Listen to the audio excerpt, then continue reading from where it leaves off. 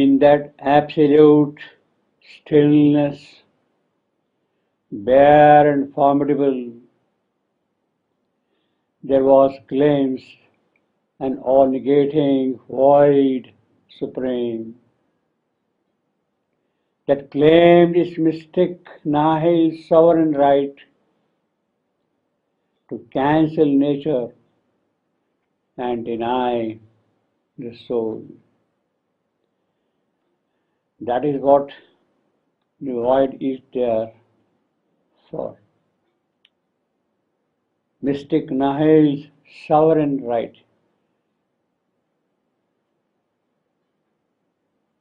to tell, to assert, to see that it is so, that nihil, where you are worth nothing, you are worth nothing. Neither nature, nor soul, nor self. That is the void supreme. Savitri is no more there. Nature is cancelled. Self is denied. It does not exist at all there. In that absolute stillness, bare and formidable, there was glimpse an all-negating void supreme that claimed its mystic nihil's sovereign right to cancel nature and deny the soul. Even the new sense of self grew pale and thin, impersonal, signless, featureless, void of forms. A blank, pure consciousness had replaced the mind. Savitri was told to annul herself totally. She saw thoughts entering into her, either from her subtle body or from the cosmic face. She stopped them. And therefore, there was only a blank, pure consciousness, and it had replaced the mind. Her spirit seemed the substance of a name. Substance of a name. That is all the spirit was there. It was not spirit at all in its reality, its totality. The world, a picture symbol drawn on self, a dream of images, a dream of sounds, built up the semblance of a universe, or lent to spirit the appearance of a world. This was self-seeing. In that intolerant hush, no notion and no concept could take shape. There was no sense to frame the figure of things. A sheer self-sight was there. No thought arose. Emotion slept deep down in the still heart, or lay buried in a cemetery of peace. All feelings seemed quiescent, calm, or dead, as if the heartstrings rent could work no more, and joy and grief could never rise again. The heart beat on with an unconscious rhythm, because there was no consciousness. But no response came from it, and no cry. Thought has disappeared. Feelings, emotions, perceptions, they have vanished. Even the body's sense is lost. The heart beat on with an unconscious rhythm, but no response came from it, and no cry. Vain was the provocation of events. Nothing within answered, and outside touch. No nerve was stirred, and no reaction rose. Yet still her body saw and moved and spoke. It understood without the aid of thought. It said whatever needed to be said. It did whatever needed to be done. There was no person there behind the act, no mind that chose or passed a fitting word. All wrought like an unarranged, apt machine, as if continuing old habitual turns and pushed by an old unexhausted force. The engine did the work for which it was made. Her consciousness looked on and took no part. All it upheld, in nothing had a share. There was no strong initiator will, and incoherence crossing a firm void slipped into an order of related chance. A pure perception was the only power that stood behind her action and her sight. So all that remained was only the pure perception. All the faculties had disappeared, had stopped. If that retired, if that pure perception retired, all objects would be extinct. Her private universe would cease to be. The house she had built with bricks of thought and sense in the beginning, after the birth of space, all that would cease to be. This seeing was identical with the seen, what the object is and what the seer is, and the act of seeing, they have become one. This seeing was identical with the seen. It knew without knowledge all that could be known. It saw immortality, it saw impartially the world go by. But in the same supreme unmoving glance, saw too its abysmal unreality. That is what the pure perception is giving to Savitri. It watched the figure the cosmic game, but the thought and inner life in forms seemed dead. Abolished by her own collapse of thought, a hollow physical shell persisted still. All seemed a brilliant shadow of itself, a cosmic field of scenes and images. The enduring mass and outline of the hills was a design sketched on a silent mind and held to a tremulous false solidity by constant beats of visionary sight.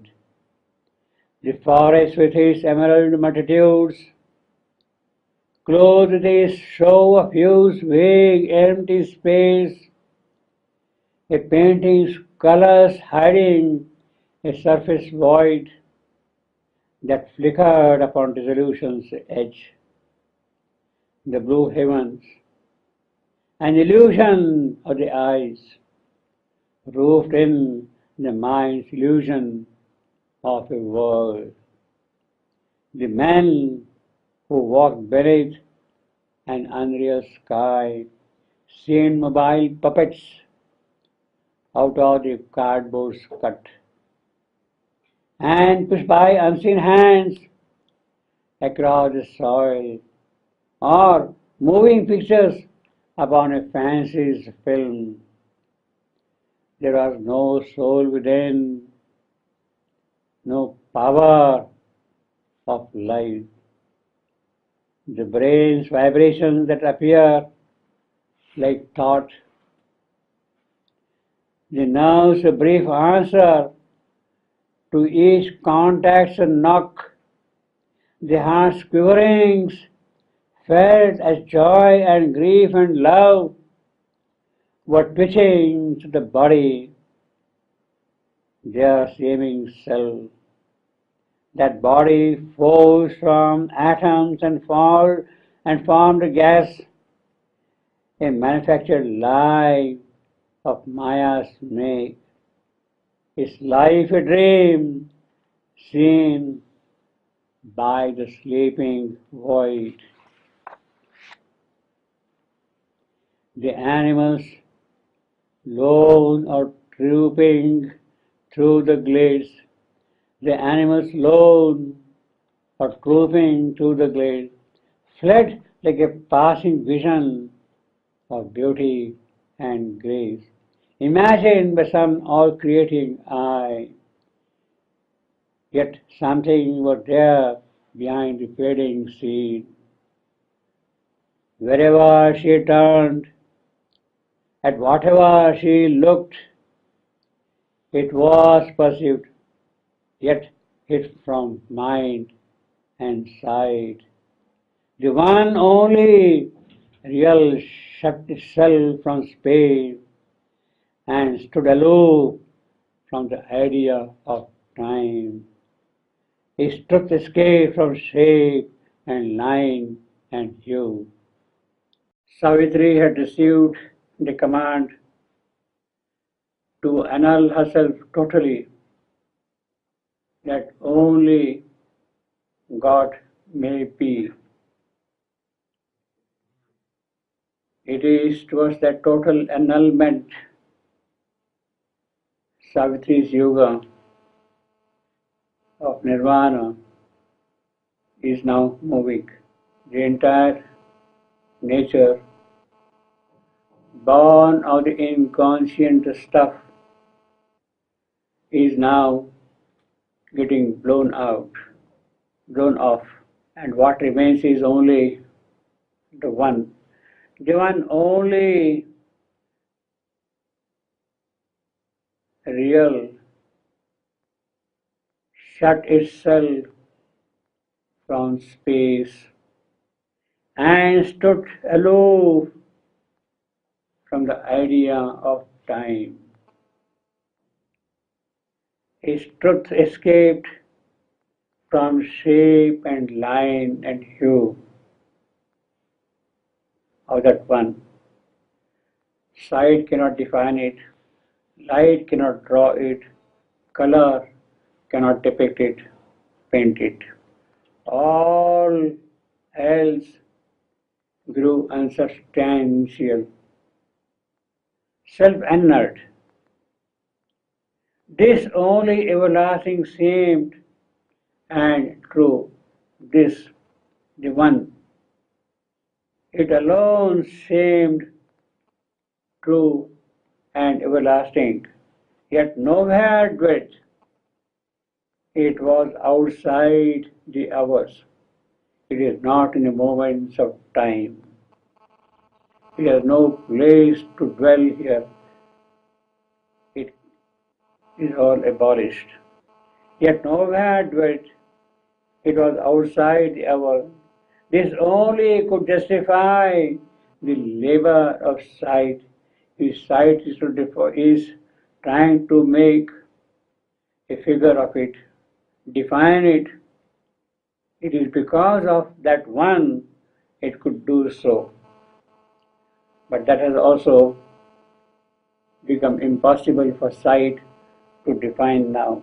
This only could justify the labor of sight. But sight could not define for it a form, This only could appease the unsatisfied ear, but hearing listened in vain to a missing sound.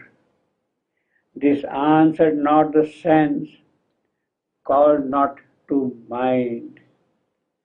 Sight and sound, eye and ear, the two physical faculties of cognition,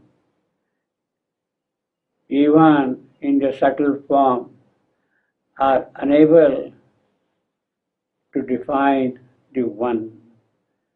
Even the sense behind all these senses, the manasa, the sense, manasa, mind, that also cannot define it.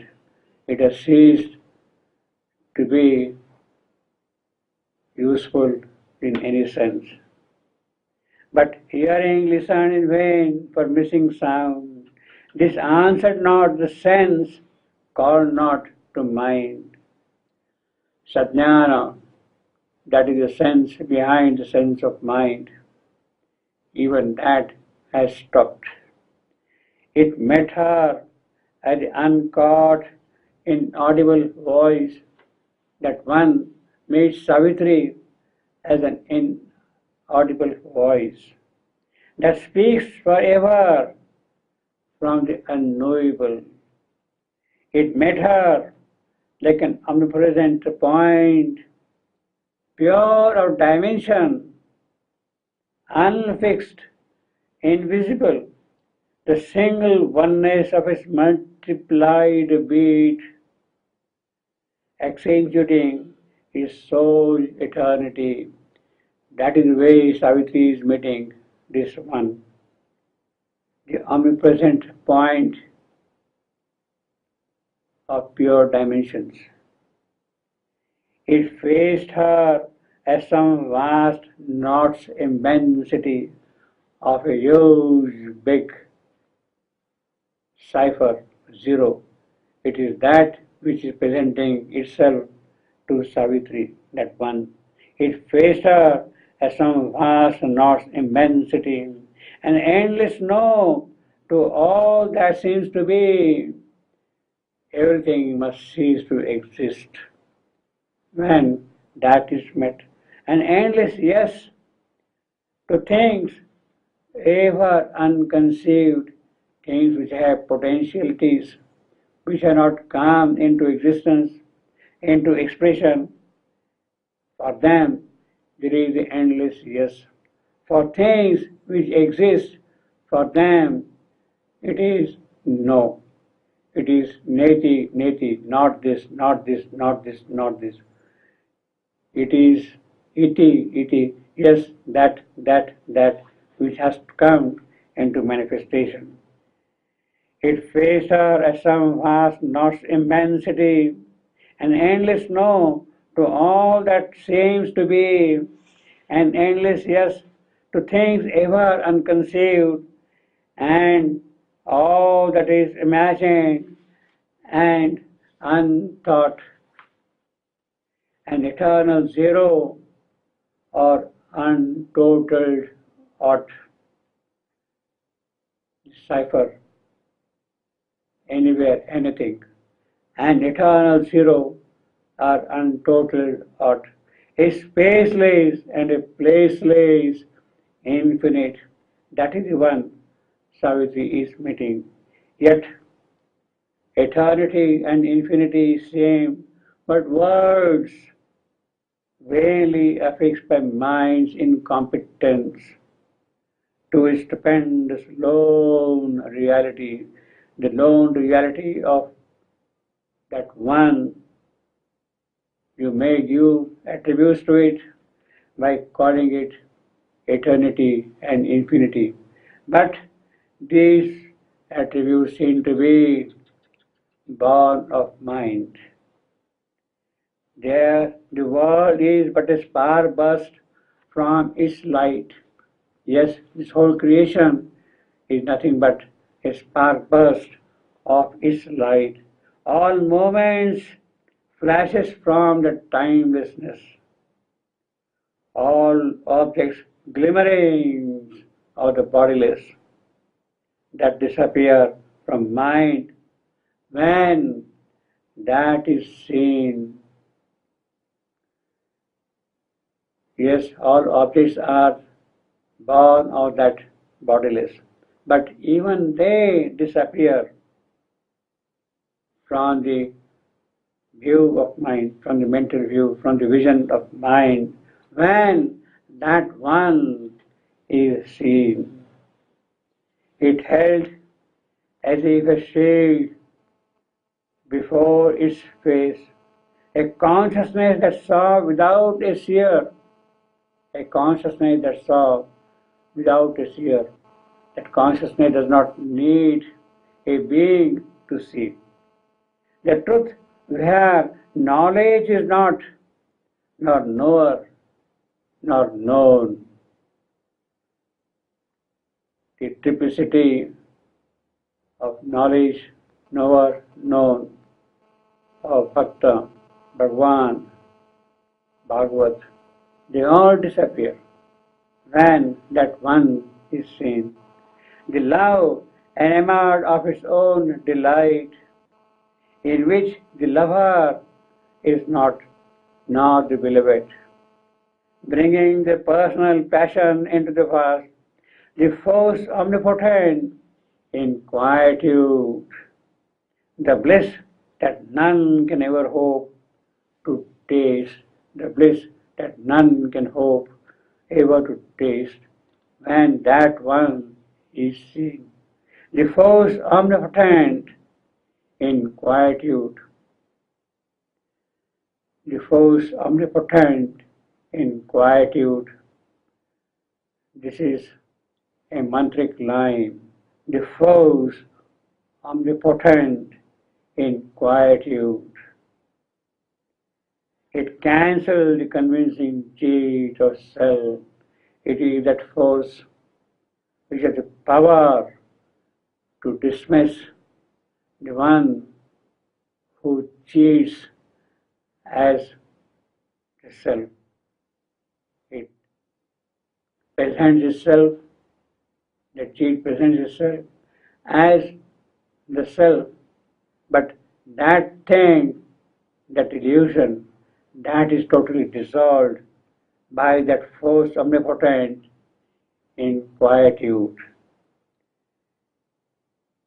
If all existence could renounce to be, and being take refuge in non-being's arms, and non-being could strike out a ciphered round, some luster of that reality might appear.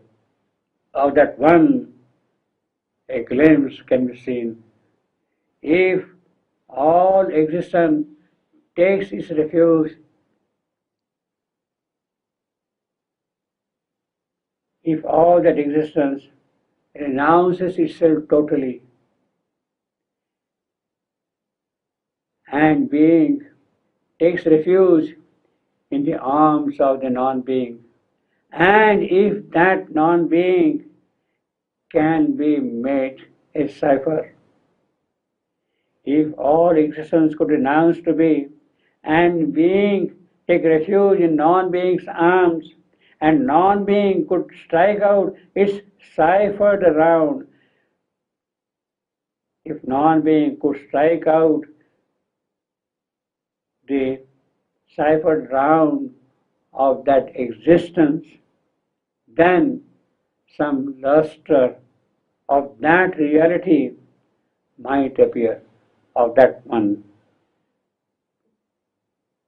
That is a tremendous experience Savitri is getting. Her existence, she has renounced that thing totally. Her being has entered into the arms of the non-being. She has become a cipher. And in that state, the existence is totally knocked off. And therefore, the luster of that reality could enter into her being. A fathomless liberation a formless liberation came on her. It's a liberation which has no form. A formless liberation came on her. Once sepulchred, alive in brain and flesh, she had risen up from body, mind, and life. It was buried in brain and flesh. But now she had risen from body, mind, and life. She was no more a person in a world. She had escaped into infinity. What once had been herself had disappeared. There was no frame of things, no figure of soul, because a formless liberation has come on her. A refugee from the domain of sense, of our perception, a refugee from the domain of sense, evading the necessity of thought. She needs no more thought now. Delivered from knowledge and from ignorance, and rescued from the true and the untrue, the duality has disappeared. She shared the superconscious high retreat beyond the self-bound world, the new idea, the first bare solid ground of consciousness. Beings were not there. Existence had no place because it was renounced. Existence had no place. There was no temptation of the joy to be because the senses had also disappeared. The first bare solid ground of consciousness, that is what Savitri is meeting. A solid ground, superconscious high retreat. There was no temptation of the joy to be unutterably effaced, no one and null, a vanishing vestige like a violated trace, no mark, no traces there left behind. A faint record merely of a self now past. She was a point in the unknowable, bindu, in the total vastness of the unknowable.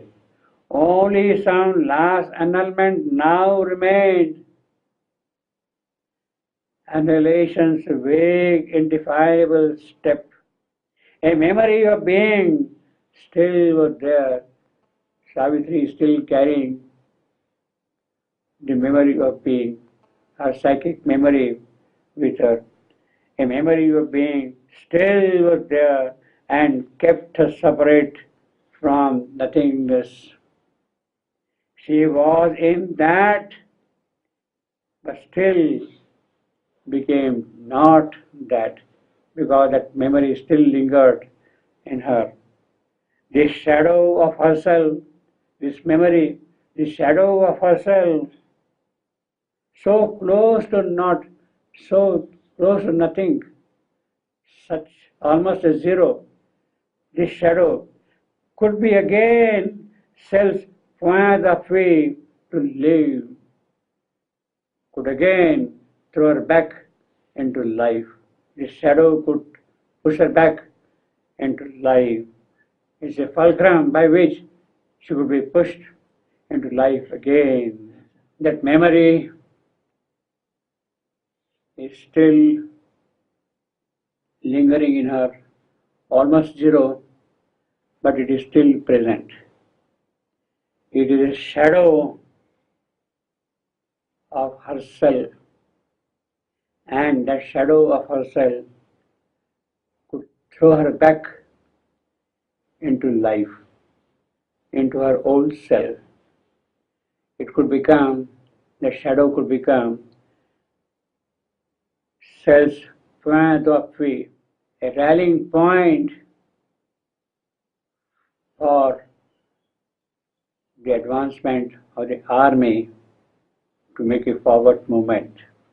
It could be a rallying point for Savitri to get back into her old self, the point of view. Could be again self's point of view to live, return out of the inconceivable, and be what some mysterious vast might choose. Yes, if she comes back, she would not be perhaps the same old Savitri. She will be some mysterious vast, chosen by the inconceivable. She will come newborn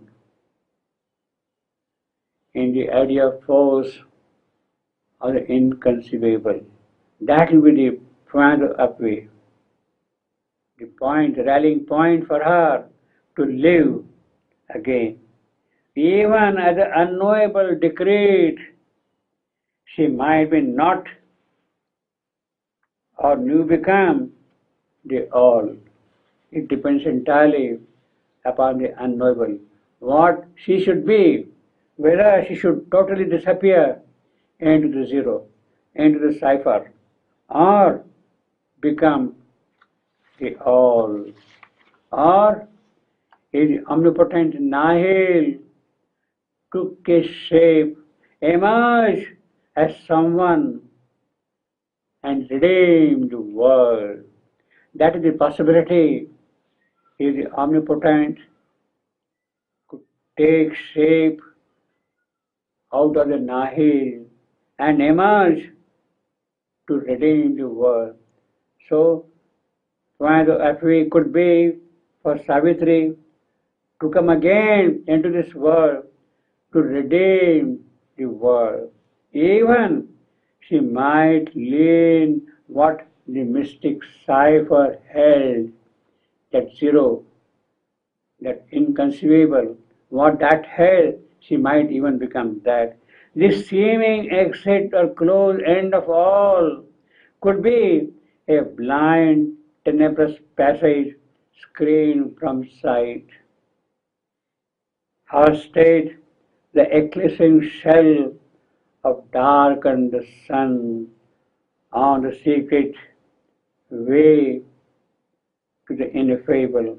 Even now, her splendid being might flame back because that memory is there in her. Even now, her splendid being might flame back out of the silence and the nullity, a gleaming portion of the all-wonderful, a power of some all-affirming absolute, a shining mirror of the eternal truth, to show to the one and all his manifest face.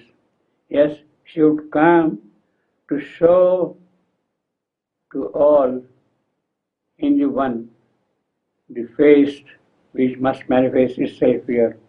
To the souls of man, their deep identity.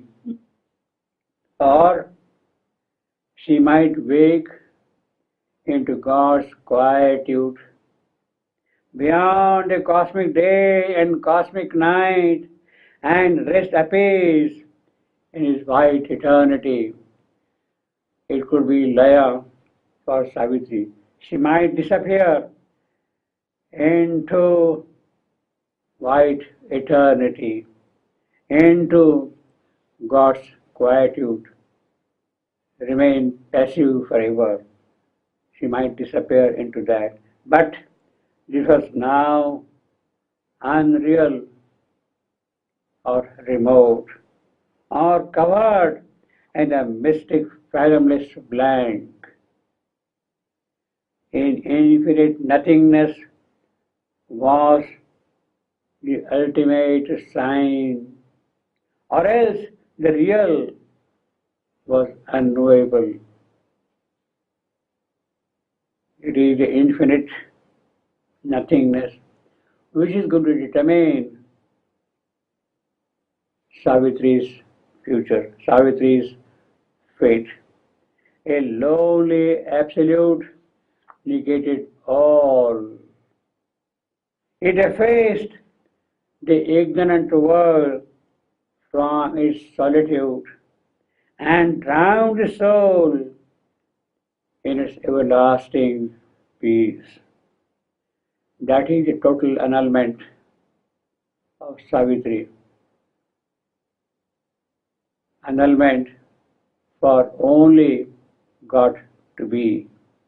Savitri was told to annul herself totally, that only God may be. She sets herself on the difficult, occult path of total annulment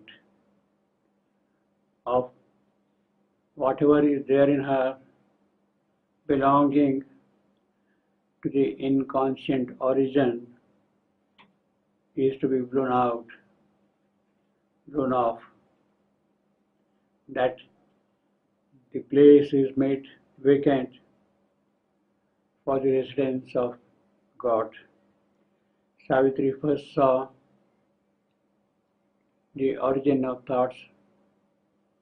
Either those thoughts were rising from the subtle body or they were coming from the cosmic field. Savitri went beyond that, and the one only real shut itself from space and stood aloof from the idea of time.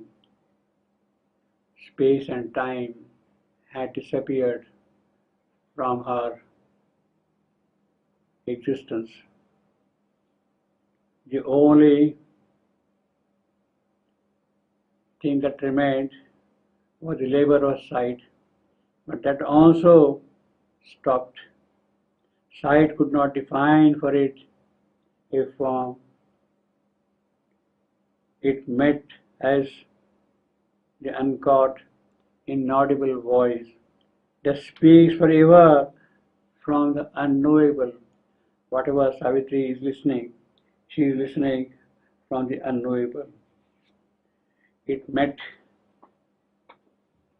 her like an omnipresent point of pure dimension, unfixed, invisible. Savitri is reduced to the point of pure dimensions. The single oneness of its multiplied being, it faced her as some vast knots, immensity, nothing. Finally, Savitri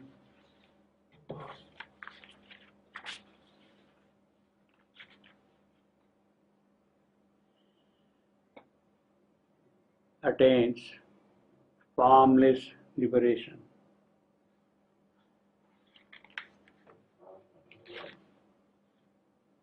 The process was, if all existence could renounce to be and being take refuge in non-being's arms, and non-being could strike out its ciphered around, some luster of that reality might appear.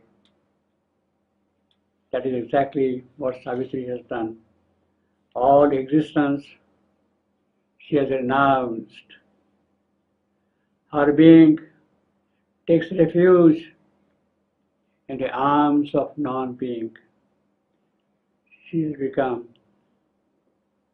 a zero in the arms of non-being. Non-being struck out, then this non-being struck out the cipher which had formed. Being took refuge in non-being's arms.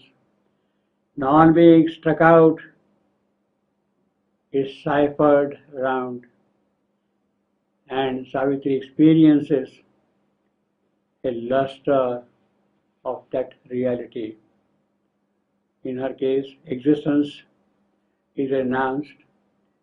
Being has taken refuge in the arms of non-being. That non-being now has struck out, deciphered round, and in that experience, Savitri sees that a luster of reality has entered into her. Savitri had the realization of formless liberation. Form has disappeared. Name has disappeared. All the objective aspects of creation, they had disappeared. What remains is only the formless, the nameless, the unqualified one. She was no more a person. She was no more an individual. She was no more a person in the world. She had escaped into infinity. She was delivered from knowledge and ignorance. The duality of knowledge and ignorance did not exist for her. Ignorance in this world, knowledge in the higher world, even that she has renounced. She is delivered from both knowledge and ignorance. She is delivered from the true and the untrue, from the good and the evil, from the right and the wrong.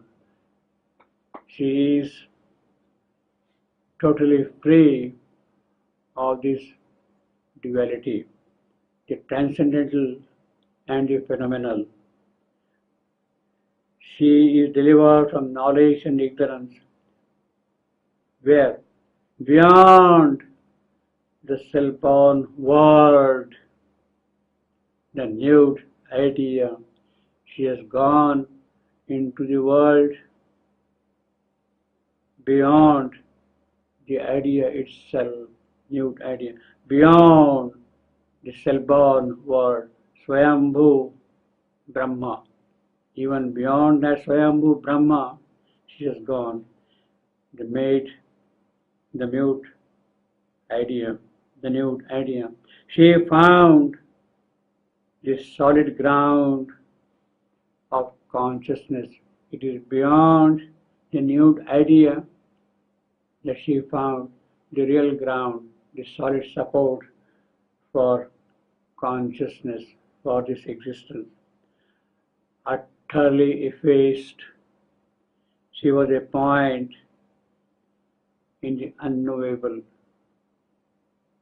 She was a point in the unknowable. Yet, it seems that some annulment still remained. She had dissolved herself, so to say, totally into the unknowable. She would have vanished into the unknowable, yet something remained back in her case. Yet some last annulment remained, because there was a memory of being still present in her. The memory of being still lingered in her, and it is that which held her back from the total annulment into the unknowable. That memory kept her separate from that nothingness, She was in that, but still became not that. Yes, she was living in that, but still she would not become that because a memory of being held her back from that. This memory of being, this shadow could again throw her back into this creation. It could be a point of contact towards this creation. It could be a base, it could be a rallying support to bring her back into action. She could not annul herself totally because of that memory of being. She could come back because of it, return out of the inconceivable. If she would return, what would she do? In what manner? With what alternatives? With what possibilities would she return? What the unknowable would decree for her? She would return not with her will, but with the will of the unknowable. If she would return, she might have choices. She would accept only that which the unknowable would decree for her. She might be not. That is one possibility. She might be nothing. She might be not. Otherwise, she might new become the all. She might be nothing, or she might become all in another way. She might emerge as someone and redeem the world. She might become nothing. She might become all. She might emerge to redeem the world. She might learn what the mystic zero held for the creation. She might know what the zero is there for. Through the darkened sun, she might find the secret way to the ineffable. The sun which had accepted its condition in the darkness here, the darkened sun, through the darkened sun, secret way to the ineffable. That might be the thing which is held by the mystic zero for her. Her splendid being flames back in the face of these possibilities. Her splendid being flames back. It becomes a gleaming portion of the all wonderful. It becomes a power of the all affirming absolute. It becomes a mirror of the eternal truth, mirror to show the souls of man,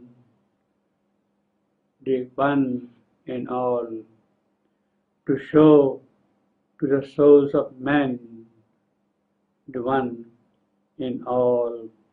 She might wake in God's quietude. These are the alternatives. She might wake in God's quietude and remain in featureless, objectless, wide eternity. But this possibility is unreal. Her staying back in God's quietude, this possibility is unreal, is remote, is covered in blank.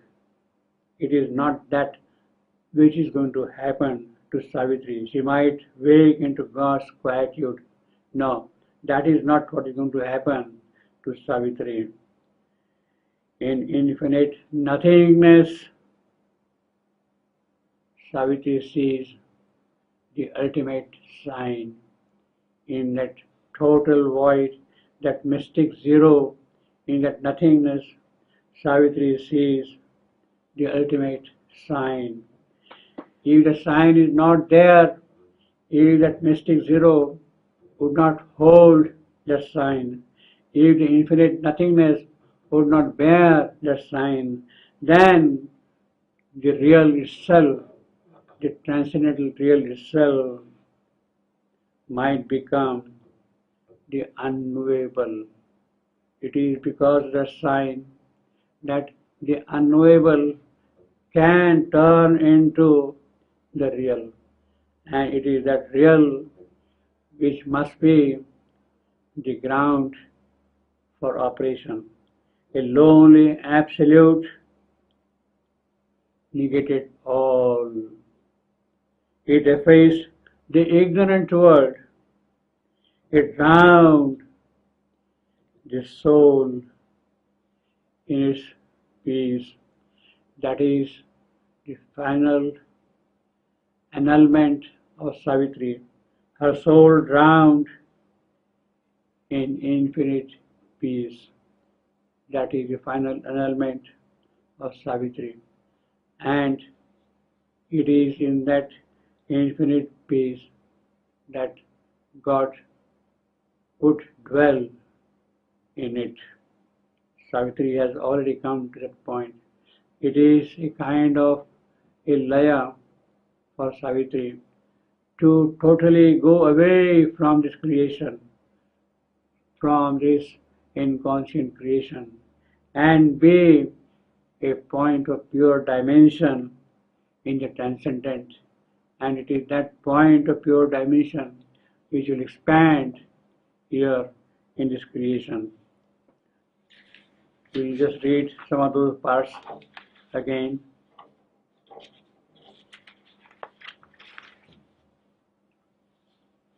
If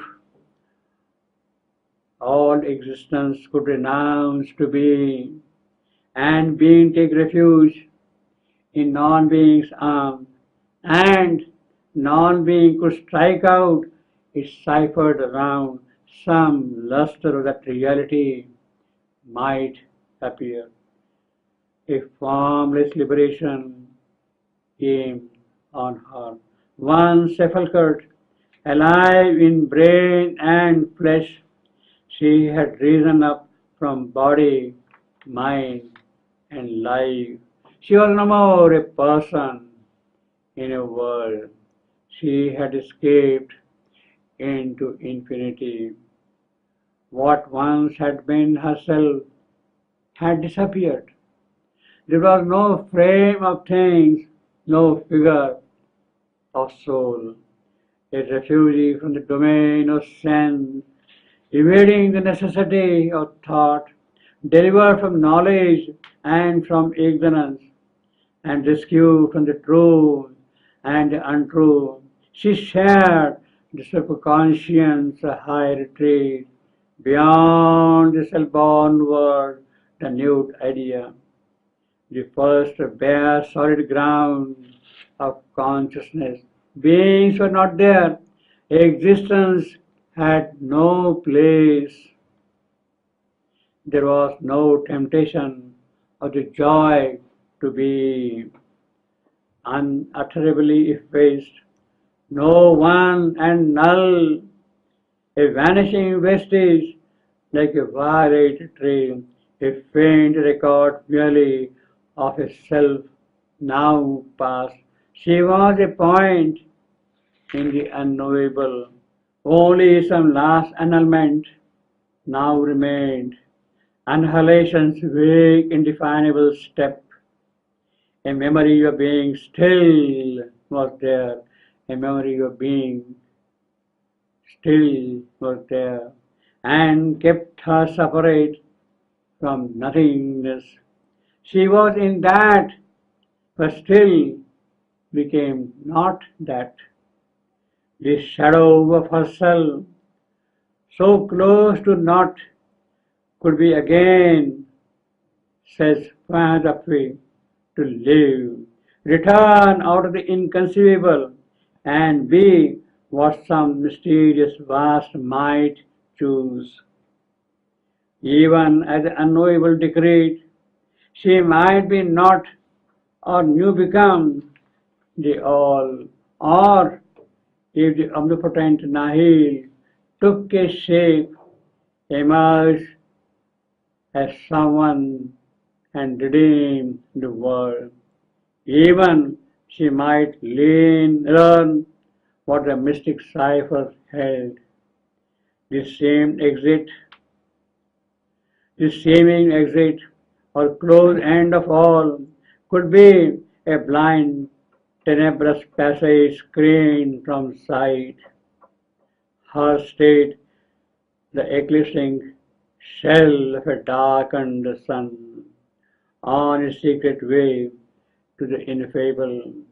Even now, her splendid being might flame back out of the silence and the nullity, a gleaming portion of the all-wonderful, a power-some, all-forming absolute, a shining mirror of the eternal truth to show to the one in all is manifest fame, to the souls of men their deep identity. Or she might wake into God's quietude, beyond the cosmic day and cosmic night, and rest appeased in his white eternity. But this was now unreal or remote or covered in the mystic fathomless blank. In infinite nothingness was the ultimate sign, or else the real was the unknowable, a lonely absolute negated all. It effaced the ignorant world from its solitude and drowned the soul in its everlasting peace.